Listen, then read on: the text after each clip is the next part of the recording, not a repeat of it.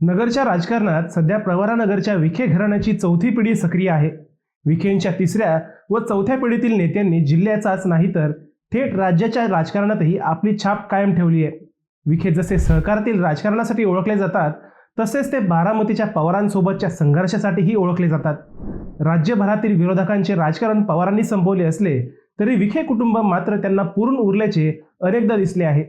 आता याच पवार विखे संघर्षाचा पुढचा अध्याय सुरू झालाय. पवारांच्या अधिपत्याखाली वसंतदादा शुगर इन्स्टिट्यूटची सध्या चौकशी सुरू झाली आहे. ही चौकशी मंत्री राधाकृष्ण विखे पाटील यांच्या पत्रामुळे सुरू झाल्याच्या चर्चा आहेत. विखेंच्या या यॉर्कर पुढे शरद पवार क्लीन बोल्ड होतील का, हे येत्या 60 दिवसात समजणार आहे. नेमकं काय झालंय, विखेंनी काय साधलंय, हाच विषय आपण आज समजून घेऊयात. नमस्कार, मी अजय आणि तुम्ही पाहत आहात अहिल्यानगर लाईव्ह 24. नगरी राजकारणाचं परफेक्ट ॲनालिसिस. प्रवरानगर येथील पद्मश्री डॉक्टर विठ्ठलराव विखे पाटील सहकारी साखर कारखान्याची वार्षिक सभा कारखान्याचे अध्यक्ष डॉक्टर सुजय विखे यांच्या अध्यक्षतेखाली 27 सप्टेंबरला झाली. त्यावेळी मंत्री विखेंनी शरद पवारांवर थेट आरोप केले. विखे म्हणाले, राज्यातील साखर कारखान्यांना मार्गदर्शन करण्याची जबाबदारी ज्या वसंतदादा शुगर इन्स्टिट्यूटवर आहे, मात्र ती संस्था जाणता राजाने प्रायव्हेट लिमिटेड कंपनी करून राजकीय अड्डा करून ठेवली आहे.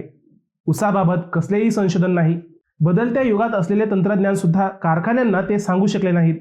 हार्वेस्टर सुद्धा कारखान्यांना बाहेरून घ्यावे लागले. नरेंद्र मोदी यांच्या नेतृत्वाखाली स्थापन झालेल्या सहकार मंत्रालयामुळे अडचणीत आलेली सहकारी साखर कारखानदारी टिकली. 12,000 कोटी रुपयांचा साखर कारखान्यांवरील आयकर माफ झाला. इथेनॉल धोरणामुळे साखर उद्योगाला लाभ झाला. यापूर्वी कारखान्यांच्या प्रश्नांबाबत केवळ शिष्टमंडळे घेऊन पवार दिल्लीला जात असत, परंतु निर्णय कुठले होत नव्हते. रयत शिक्षण संस्थेची घटना शरद पवार यांनी बदलल्याने तेथेही त्यांनी घरातील लोकांना स्थान दिले. या संस्थेतही मोठ्या प्रमाणात भ्रष्टाचार वाढला आहे. रयतमध्ये स्थानिक स्कूल कमिट्या राजकारणाचे अड्डे झाले आहेत. राजकीय हित जोपासण्यासाठी रयत आणि वसंतदादा शुगर इन्स्टिट्यूटचा वापर करीत असल्याचा आरोप विखेंनी यावेळी केला. विखे फक्त हे आरोप करून थांबले नाहीत, तर त्यांनी थेट याबाबत सरकारला पत्रही पाठवल्याचे सांगितले जाते.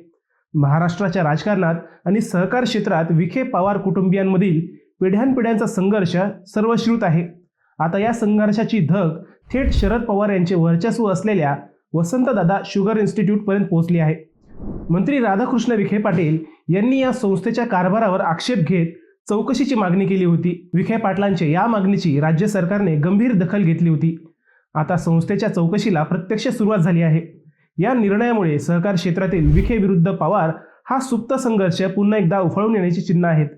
साखर आयुक्त डॉक्टर संजय कोलते यांच्या अध्यक्षतेखाली 5 सदस्यीय चौकशी समिती स्थापन करण्यात आली आहे. या समितीने VSIला 2009 ते 2025 या 17 वर्षातील आर्थिक व्यवहारांची इत्थंभूत माहिती सादर करण्याचे आदेश दिले आहेत.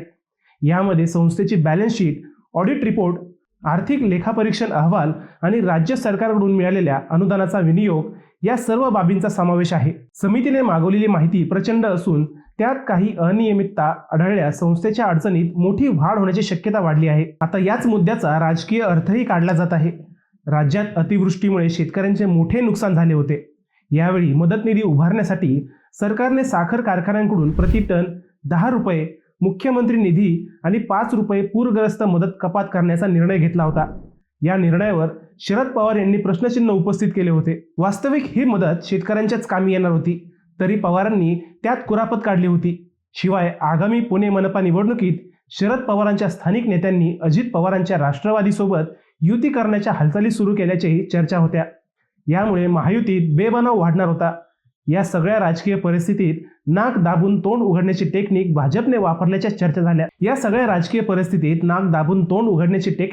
भाजपने वापरल्याच्या चर्चा झाल्या.